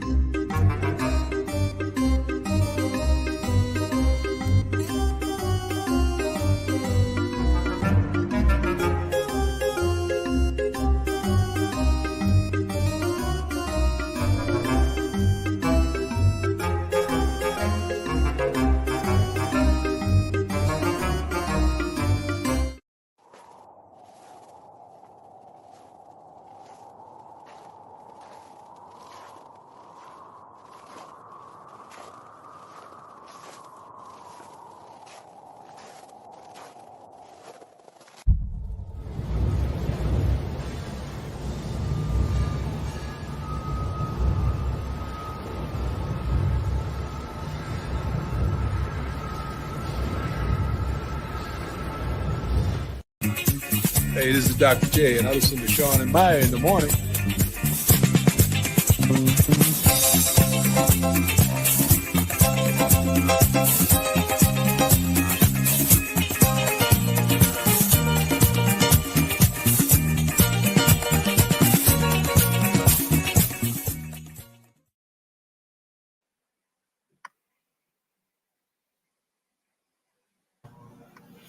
Welcome back to Second City Sports on this Monday edition. We're live in 11 color right here on Sports Zone Chicago. I'm Sid. That's Lakina. You can follow yours truly on the Twitter X in the IG at CK80. Once again, that's CK80. That's SIDKID80. SIDKID80. You can follow Makina McGee on the Twitter and Makina's going to get the IG. We have less than 25 minutes left or so in this extravaganza we call a Sports Talk Radio Show. This is our last break of the show for today. If you have any last-minute questions or comments, you can hit us up in the comments section at Sports Zone Chicago's Facebook page or at Sports Zone Chicago on YouTube. The best comments and questions will be posted up on the screen by Lakina. And just a daily reminder, you can catch Sports Zone Chicago live and on demand on Roku TV. All right, so let's kick off with some sports media news first. ESPN has announced their new host for their NFL Monday Night Countdown show. Of course, CeCe Culver did it for many years. Of course, she was let go by the network. Now, of course, we're going to have a new host, and it is not really a big surprise because, of course, there were rumors that he was going to get the job anyway. But it is the ultra cool and fabulous Mr. Scott Van Pelt will take over hosting duties for NFL Monday Night Countdown starting this season. And of course some other but it's not just him who's going to be joining the phrase. There's other names as well. You got Marcus Spears and Ryan Clark will also join the phrase as well as RG3 as well. He's going to be a very busy guy. I'm talking about RG3, Robert Griffin III, of course, for those of you who scoring at home. Also, too, of course, Larry Fitzgerald Jr. and Alex Smith will make multiple appearances throughout the various weeks of the NFL Monday night season. The opener will be at MetLife Stadium for Bills and Jets. So, Sid, what do you think about this news of the new cast? As you mentioned, the host of the show wasn't surprising. Scott Van Pelt does a great job on the weeknight edition of sports, and of course, bringing in bad beats, the sports gambling element to the program, which really enhances it. I wonder how much he's going to use that for Monday Night Countdown. I want to see how that's going to incorporate into that pregame show. But as far as the analysts are concerned, I have no problem with that cast. I like Marcus Spears. Like I said, Alex Smith is an intelligent guy. We said this a couple of years ago when he retired, like that he can. Every network was up for his services. Of course, ESPN chose him. And he's done a great job thus far. Hopefully, going to give him more exposure as Monday Night Football starts up in a couple weeks for the regular season.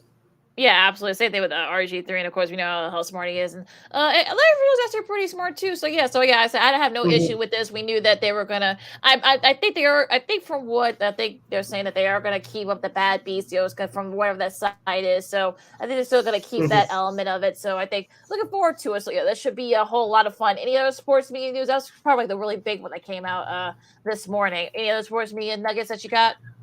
ESPN Radio has announced their weekday lineup. If most of people didn't catch that, but Keyshawn, J. Will, and Max, that old morning show has now gone away. It's going to be replaced by Chris Canty and Evan Cohen from 5 to 9 a.m. Chicago time. Of course, my guess is probably the first couple hours will be broadcast live here in Chicago and some of the other big markets too.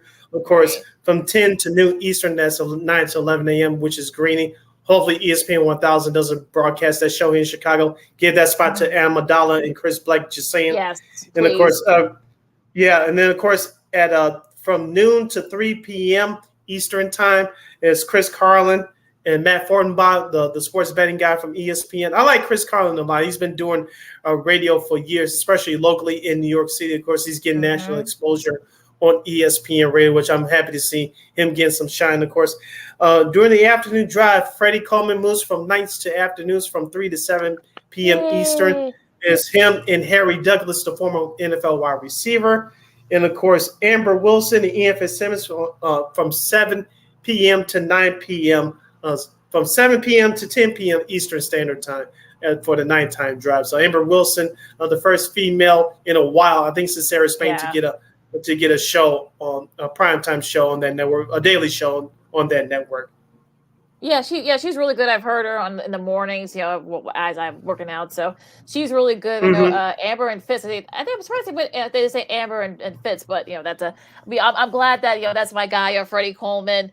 Yeah, I'm glad he's getting this shot at the afternoon drive. He's more than earning. He's been I think like about 20 some odd years now, so he's finally getting his due in the morning drive. He's been there for a long time. Yeah, him and Harry Douglas, I think, will so great together. Carlin, I actually like Chris Carlin too. I know Joe Fortenbaugh, of course, you've seen him. You listen to him on the radio side. Greeny, the no shade to Greeny, but they need to kind of get rid of that here in Chicago. I know this is a deal that they made to have to like some of the program from ESPN Chicago, but to ESPN Radio nationally, but still. Kenny Cohen and Smallman, I mean.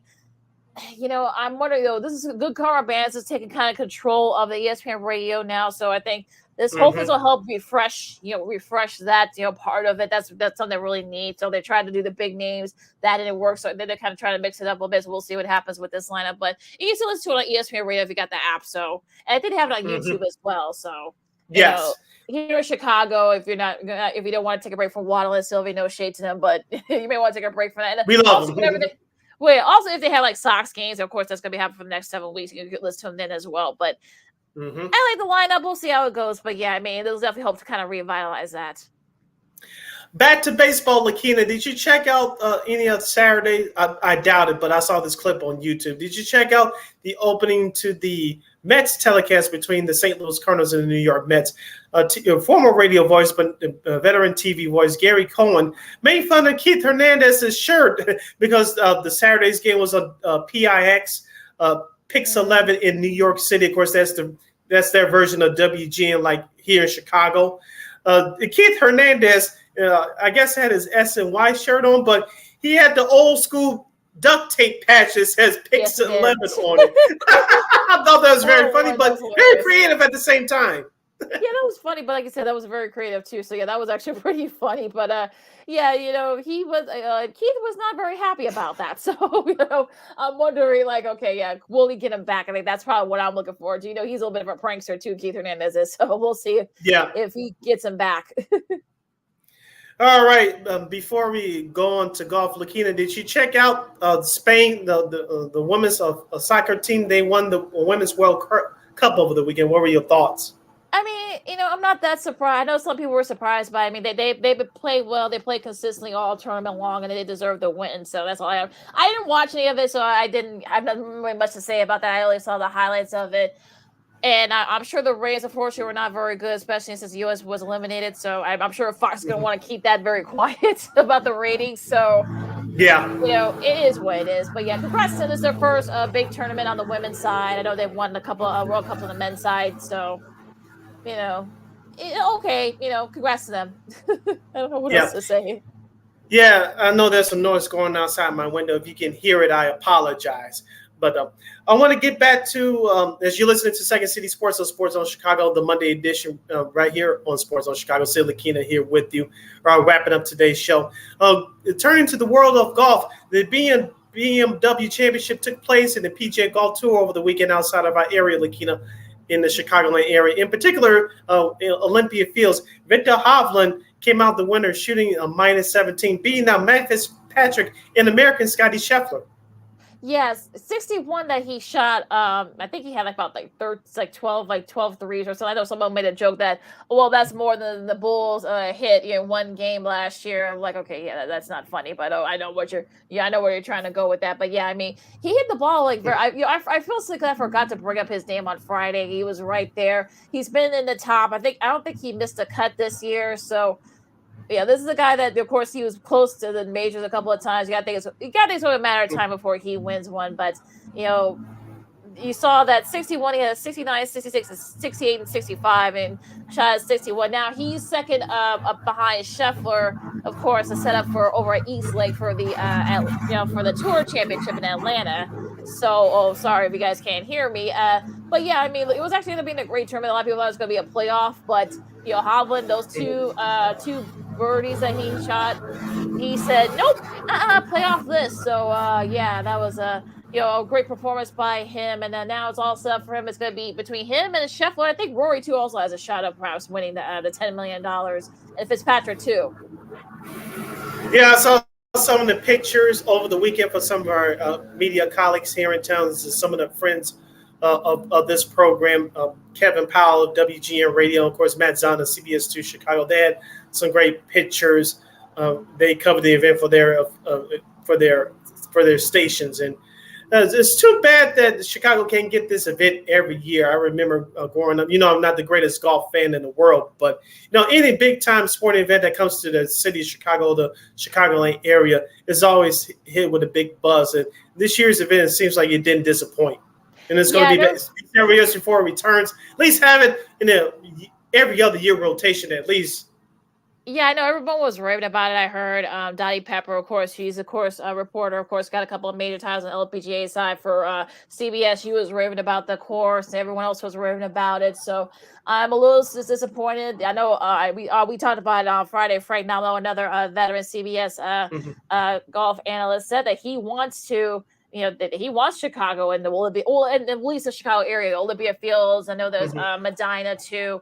They want those courses to be part of the rotation because look, it's not too far from downtown Chicago. It's easy to get to, and it's all right there. So all the players were raving about it. So it's. Look, I'm hoping that changes at some point. Tiger, I'm sure Tiger. I know he said that he likes the course here in the Chicago area too. So hoping that he can kind of get it going. But yeah, I mean, everyone was raving about the course. So, and it was actually well attended. The crowds were actually pretty solid. Even though it was really hot yesterday, and I know people were kind of sweating. Yes. I know you saw pit stains there. But yeah, I mean that was it'll be a really great tournament. It's actually set up well for this weekend's Tour Championship. Continuing this week is the Little League World Series from Williamsburg, Pennsylvania. I know you had some thoughts on that. Well, not really, but like I said, I mean, I know that we talked about the Little League Classic, and I know it's going on. I know there was a team from like in Elmhurst, but I think unfortunately they lost and they got eliminated. Yeah. So darn, I was really hoping they would make it, but of course you got Venezuela, Curacao, you got Japan, and Taipei. Of course the usual suspects, and then that. I know Cuba has been playing pretty well. I know Pennsylvania's been pretty solid. I know the team from Nevada that's been playing very well this Lily World Series. So I mean, I've looked at it, but I'm kind of like, okay, I guess I got to fill programming somehow. I haven't really been into it that much. I know the Hawaii team, there's going to be a different champion this year, so we'll see what happens. But yeah, you can check it out all weekend on ESPN and ESPN2. Right. That's about it. You listen to Second City Sports, the Monday edition of Sports Zone Chicago. We're live in color. Sid Lakina here with you.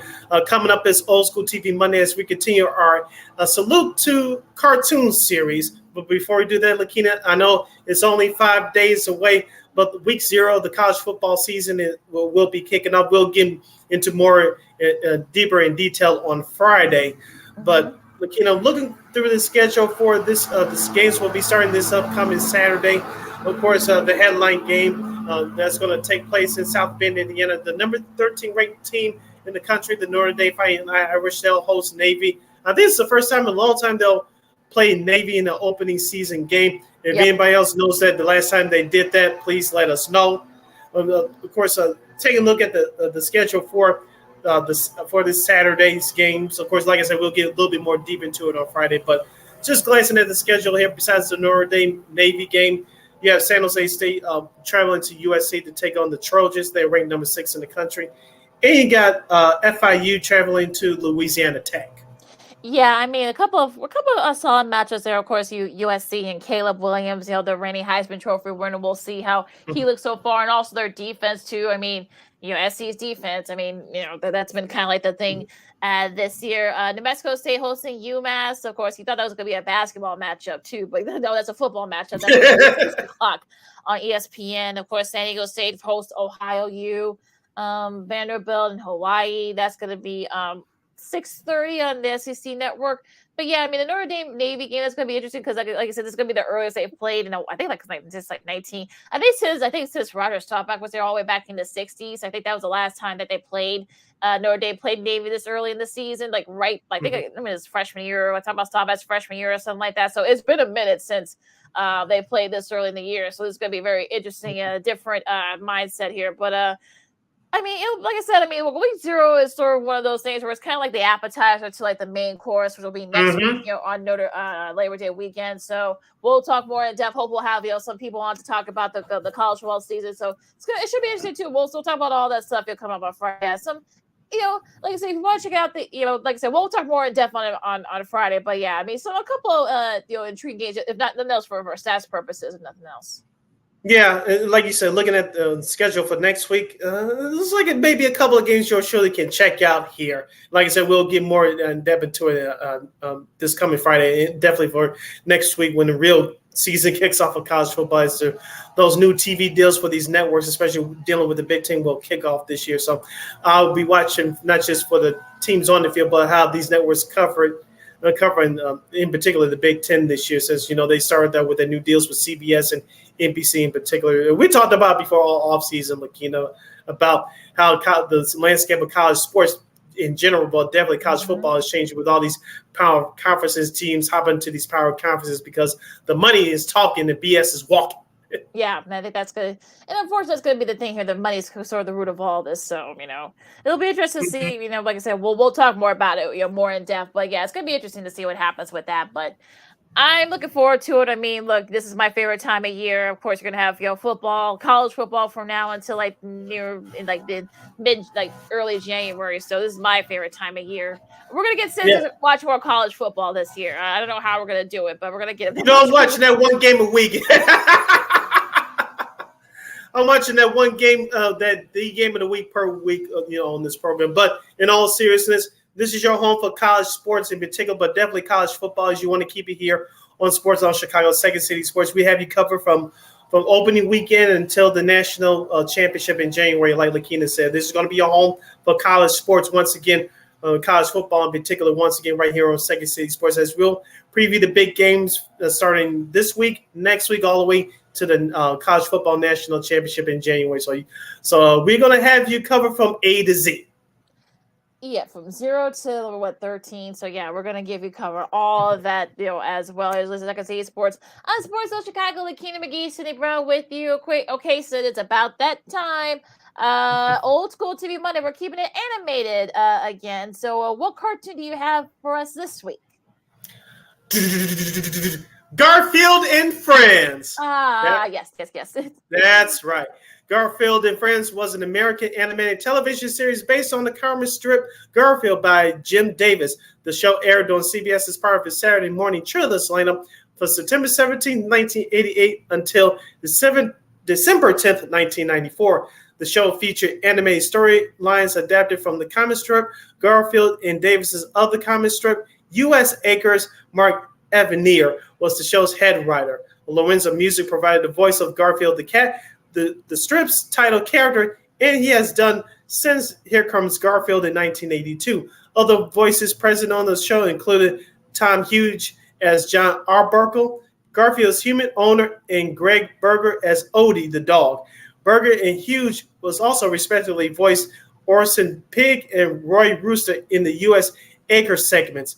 121 episodes were made, each consisting of 2 Garfield segments and 1 U.S. Acres segment. All episodes have been released in the U.S. on DVD, 5 DVD sets.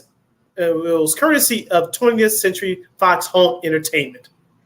And all those episodes, I believe, aired on CBS. They're set by their Saturday morning lineup. They actually have that on Pluto TV now, so it's free. So all you need is an email address. So make sure you guys check out those episodes. Also, Teenage Mutant Ninja Turtles that we did a couple weeks ago. Their episodes are now on Pluto TV as well. So guys, check that out if you want to. Yeah, so definitely check that out if you got the download it on the app. It's free. It's easy. It's all right there. But yeah, I loved it. It came on at 10 o'clock here in Chicago. Right after I think Heath Cliff was on right before then. But I love those Garfield cartoons. I know it annoyed my mom a lot, those Garfield cartoons, but I loved them. I love reading the comic strips. I mean, Garfield's hijinks with Odie and John and the rest of that group. So and also to the rest of the other gang as well. So yeah, that was a really I loved it. I mean, look, it wasn't meant to, you kind of learned lessons from Garfield a little bit, but it was just meant to give us, some mindless entertainment on Saturday morning. Yeah, just a little history about the program. Garfield was an American comic strip created by Jim Davis, which got started back in 1978. The comic strip was the first adapted to animated form in 1980 for the special The Fantastic Funnies, but reached a wider audience in 1982 with the television movie Here Comes Garfield on CBS. Garfield was adapted into 11 more television movies for the network, ending with Garfield Gets to Life in 1991. Garfield and Friends was also made for CBS and debuted on the network, as I mentioned, in 1988. The network first announced in April of 88 that the show would be joining the network Saturday morning cartoon lineup alongside the Adventures of Raggedy Ann and Andy and Superman. Oh yeah, well, hopefully we'll do those two cartoons at some point as well later down the line. But yeah, I mean, they look. I said, I know you saw my tweet from yesterday that all those great bumpers, CBS bumpers that they had. They had specific themes. So yeah, Garfield was part of that theme, and it was just a great time. And look, today's kids unfortunately will never know these types of cartoons. Unfortunately. But like I said, you can catch the Garfield and Friends show on Pluto TV. Just check it out. I think it's always just Garfield and Friends. Just make sure you're just searching on your app there on the Pluto TV. But yeah, I mean, look, like I said, it was great fun. Clean fun. I know he got into a lot of hijinks with lasagna. I know that he annoyed the heck out of John. So it was just hilarious. But but I love that that gang that zoo gang too. So yeah, that was a really cool. They definitely balanced it out well, and all the voices were great. Just to refresh my memory, Lakina, remember they tried to change Garfield toward the end of that series? Remember when he tried to talk? Remember in the beginning, they just had his thoughts popping out of his head. He really didn't open his mouth. But when he started to talk, call me crazy, but it kind of ruined it for me. I don't know about you, but it ruined it for me.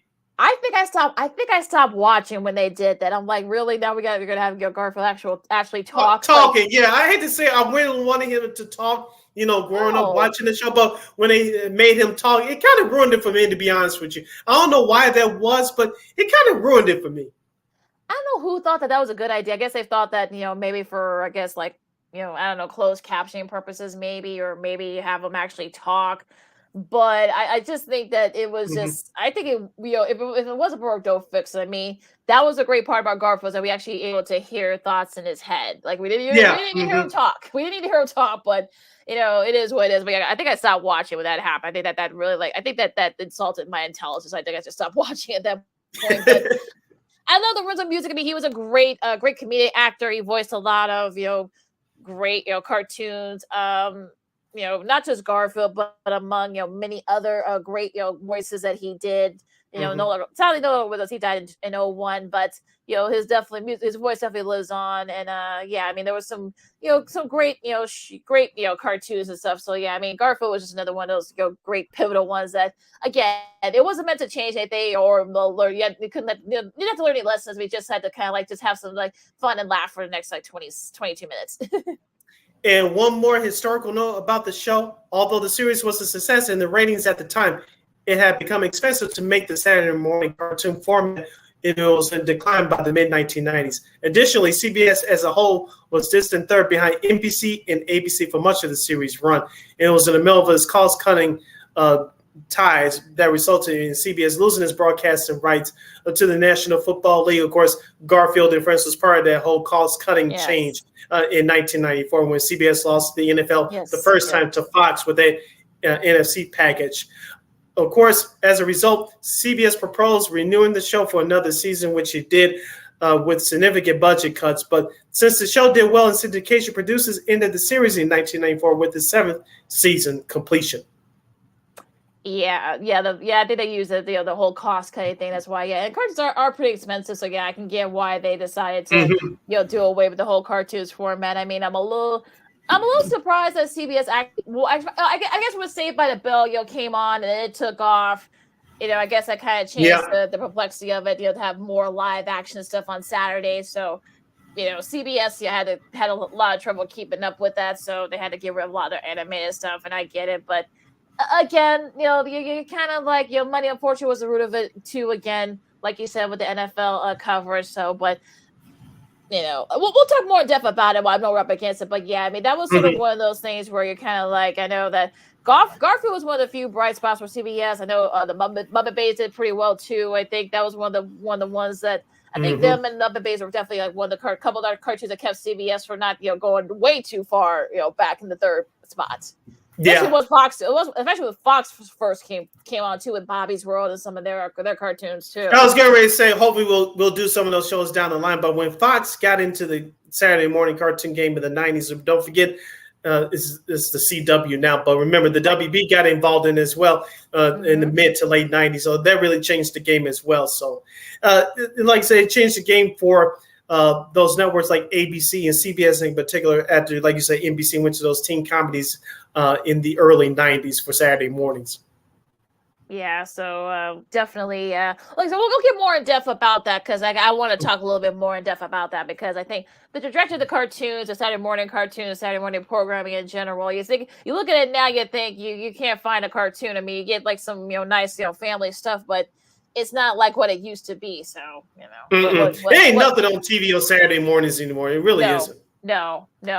I mean, look. I remember America's Castles on A&E, and now they're showing Anthony Anderson is to try to do a barbecue venture. So just how much and hip hop special. So yeah, how much that never has changed over the years. But on that note, anything else you want to say about Garfield before we wrap it up? Yeah, like I said, I enjoyed that show, but it kind of ruined it for me, like you said, when they made him talk. It's like it was just something that was off, and it just ruined my fantasy, to be a lack of a better term. Whoever decided to do that was just bad timing. I guess they was just trying to juice up the series or whatnot, but it just didn't do it for me when they made him talk. Yeah. That's I just stopped me. watching. Yeah, no, but I stopped watching after that. So yeah, when that happened, yeah, same here. That rubbed me. For a reason that I felt insulted. It kind of rubbed me the wrong way. I'm like, the way you gotta talk, okay? I'm bad. I watch Bugs Bunny or whatever was on at the same time, but that's probably what I ended up doing. But on that, no, you fall. As today's old school TV Monday, we salute the CBS CBS anime series Garfield and Friends. All right, close us out. You can follow me, Keenan McGee, on the Twitter, and Keenan McGee on the IG. You can follow your Shirley Sydney Brown on the Twitter, X, and the IG at SidKid80. Once again, that's SidKid80. That's SIDKID80. That's SIDKID80. Make sure you subscribe to our podcast at Warp Media Podcast. That's WAR Media, PODCASTS. We are available on all podcast platforms, including the iHeartRadio app. Make sure you download that Sports Zone Chicago app wherever you get your apps. Make sure you follow Sports Zone Chicago on all social media platforms, on Facebook, Twitter, Instagram, and YouTube. And once again, please follow Warp Media at WAR Media on all social media platforms, Facebook, Twitter, Instagram, and YouTube. And thank you very much in advance for your support. Like, share, subscribe, and tell your friends. Make sure you can catch Second City Sports every Monday, every Friday from noon to 2 p.m. Central Standard Time, right here on Sports Zone Chicago. One more again, as the kids would say. Catch Second City Sports live and in living color every Monday, every Friday from noon to 2 p.m. Central Standard Time, right here on Sports Zone Chicago. And, of course, you can catch Sports Zone Chicago anytime, anywhere on Roku TV. Just your Roku TV, whatever device you have, or your Play Store, just type in Sports Zone Chicago right there for you. You can catch our show, Sean and Maya, the Smoke Fellows, What's Up Cuz, and a whole lot more. I know we're going to be doing some football content as well for this upcoming football season. So make sure you guys check that out. Yes. And so don't forget to, with football season around the corner, we'll have you covered from A to Z, from college football to the NFL and everything else in between. All right, so make sure you guys tell your friends about our big plans coming up. We're going to be kicking off our digital previews starting this Friday. We're not going to tell you who we're going to have on just yet. You got to check it out. But it's going to be big. Big. It is going to be big. We got a couple of guests that are going to be. We're going to knock out two divisions too as well. So you guys got to have to check that out as well. I know there's a lot of weird weather happening. It's going to be very hot here in Chicago. Make sure you guys stay cool, stay safe, and stay out of trouble. I know, of course, they got the wildfires going on in Washington State. Make sure you guys stay safe out there. I know California is recovering from the flood, so make sure all of you guys stay safe out there too. Climate change is real, folks. Just want to put that out there as well. Yeah. So for Sid, I'm Lakia. This is Second Sports on Sports in Chicago. Enjoy all the sports, the baseball, the Lily World Series, all that stuff coming up. So we'll see. This has been Sports. It's Second City Sports on Sports in Chicago, and we'll see you Friday. Ciao, Bears. Holla.